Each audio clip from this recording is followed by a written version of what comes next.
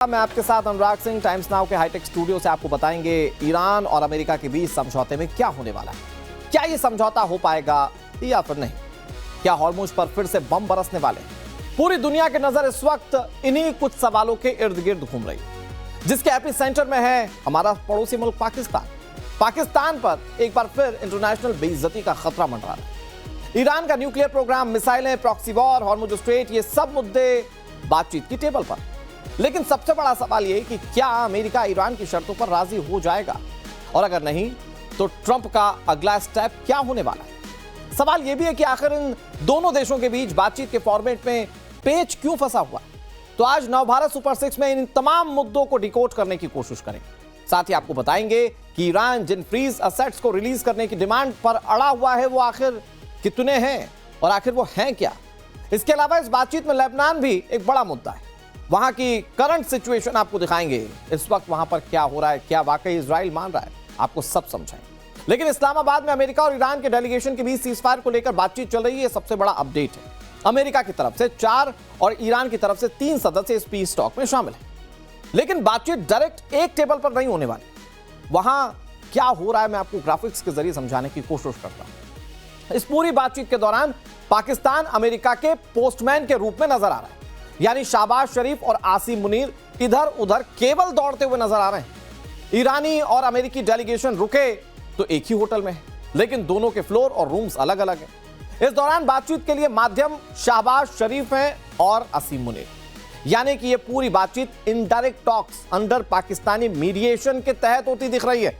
इसके अलावा जानकारी यह भी है कि अगर बात आगे बढ़ती है तो दोनों डेलीगेशंस के बीच लिमिटेड डायरेक्ट एंगेजमेंट भी हो सकती है, यानी कि पोस्टमैन रहेंगे सिर्फ पाकिस्तान के लोग, लेकिन बातचीत का तरीका कुछ बदल जाएगा और टीम अमेरिका और टीम ईरान आमने सामने बैठकर बातचीत कर सकें। अगर ऐसा हुआ भी तो वो बेहद कम समय के लिए होगा, क्योंकि पाकिस्तान की कोशिश रहेगी कि किसी भी तरीके से दोनों देशों के डेलीगेशन आमने सामने ज्यादा देर तक ना बैठे, क्योंकि कॉन्फ्लिक्ट हो सकता है और कॉन्फ्लिक्ट हुई तो हो सकता है बात बिगड़ जाए। कुल मिलाकर एक लाइन में कहें तो पाकिस्तान का काम सिर्फ पोस्टमैन का रह जाएगा। अब सवाल यह है कि आखिर इस बातचीत के दौरान मेन फोकस क्या रहने वाला है। तो यह मेन फोकस जिस पर रहेगा वो है सीज फायर बढ़ाना। दरअसल फिलहाल अमेरिका और ईरान के बीच 2 हफ्तों का सीज फायर है, जिसकी शुरुआत 8 अप्रैल से शुरू हुई थी, और अगर जो मियाद तय की गई है उसके मुताबिक देखें तो 22 अप्रैल तक ये सीज फायर चलेगा, यानी कि आज से 11 दिन अभी और। लेकिन सवाल यह कि उसके बाद क्या होगा।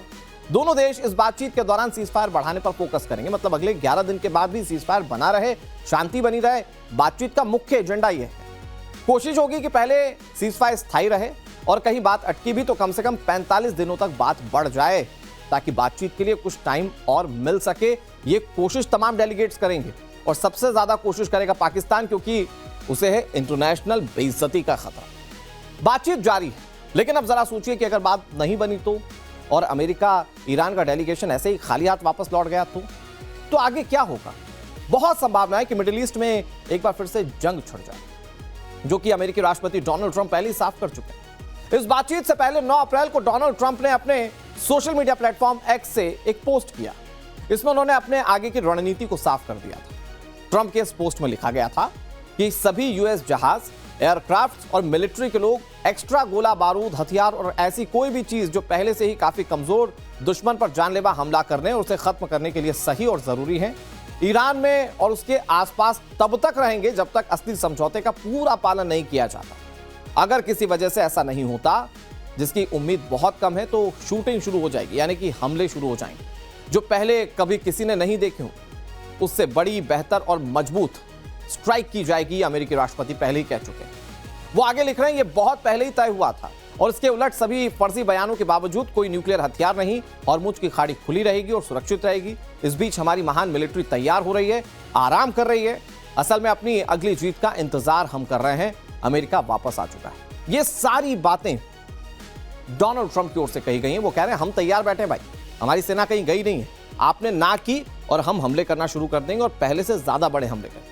इधर जेडी वैंस जो मीटिंग में शामिल होने के लिए पहुंचे, उन्होंने मीटिंग से पहले एक स्टेटमेंट दिया।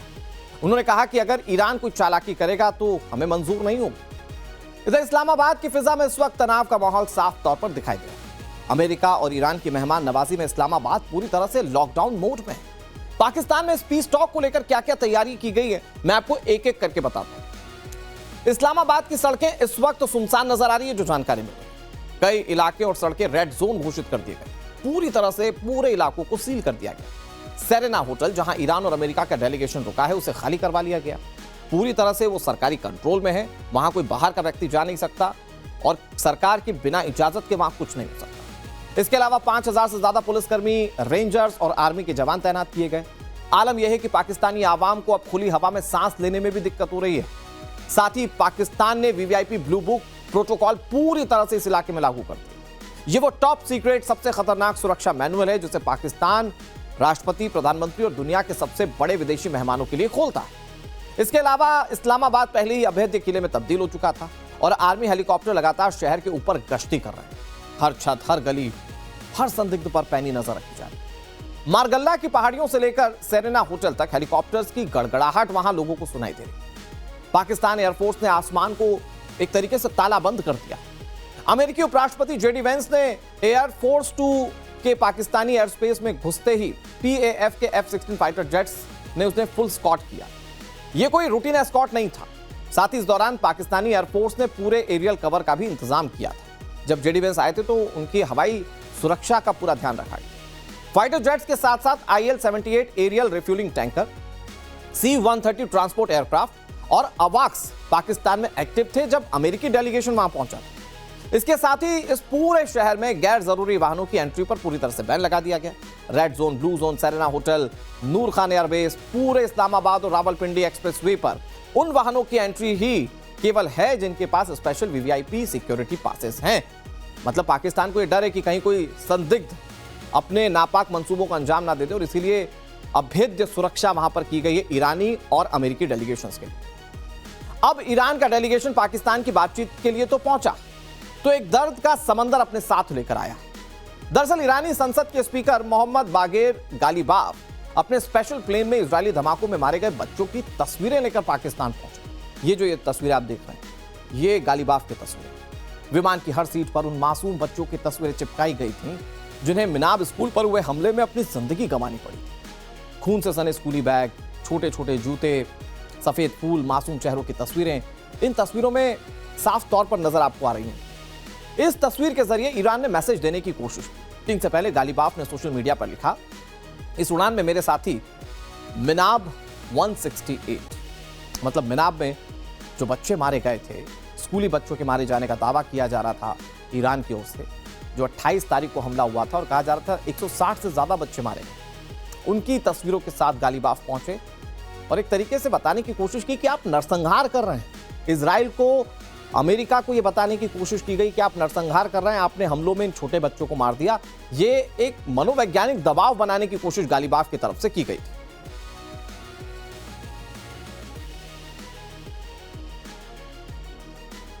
मतलब ईरान और अमेरिका दोनों ने इस मीटिंग से पहले अलग अलग मैसेज देने की कोशिश की। ट्रंप कह रहे हैं हम मारेंगे अगर फिर से हमला शुरू हुआ। दूसरी तरफ गालिबाफ कह रहे हैं देखिए साहब आपने मासूमों को मार दिया। लेकिन जरा सोचिए कि अगर दोनों देशों के बीच बातचीत नहीं बन पाई तो क्या होगा।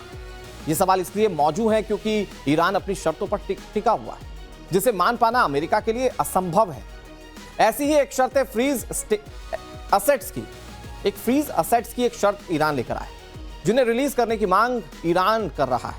ईरानी डेलीगेशन साफ साफ कह रहे हैं कि बातचीत तभी होगी जब अमेरिका फ्रीज हुई ईरानी असेट्स को रिलीज कर दे। इस बातचीत की टेबल पर एक मुद्दा यह भी है, तो आपको समझाते हैं कि आखिर फ्रीज स्टेट्स रिलीज करने का यह पूरा मामला क्या है। दरअसल ईरान का करीब $100 बिलियन से $120 बिलियन के असेट्स दुनिया भर में फ्रीज किए गए, जिनमें से $2 बिलियन के असेट्स सिर्फ अमेरिका ने फ्रीज किए हुए।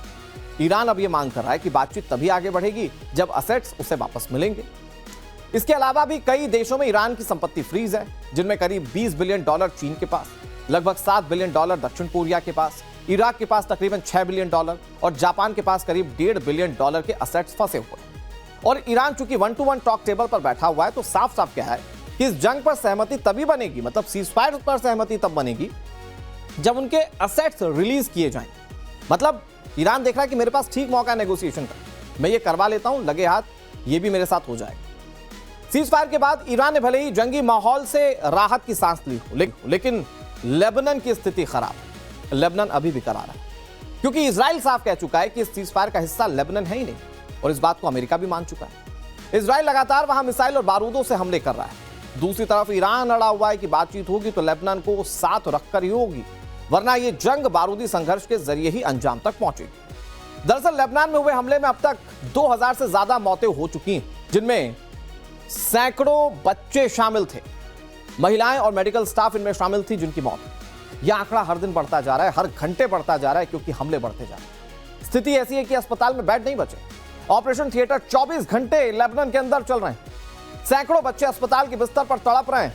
लोग अपनी टूटी हुई हड्डियों के साथ बिलखते हुए दिखाई दे रहे हैं। मंजर जरा एक बार सोच कर देखिए कि क्या चल रहा है इस वक्त लेबनान के अंदर। अब तक इस बमबारी में करीब 6500 से ज्यादा लोग घायल हो चुके हैं। ये लेबनान की स्थिति। लेबनान में अब तक 12 लाख से ज्यादा लोग अपने घरों को खो चुके हैं।